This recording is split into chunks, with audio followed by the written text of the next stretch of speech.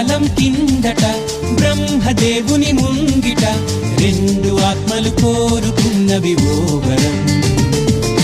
రూపురేఖలు వేరట, ఊపిరొకటే చాలట, ఆ వరాన్నే స్నేహమంటున్నాం మనం. కంటి పాపని కాపు కాసే జంట రెప్పల కాపలాగా నిండు చెలిమికి నువ్వు నేను నీడనివ్వాలి.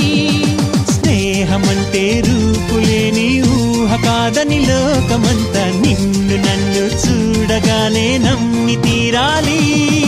కొంతకాలం కిందట బ్రహ్మదేవుని ముంగిట రెండు ఆత్మలు కోరుకున్నవి ఓ వరం.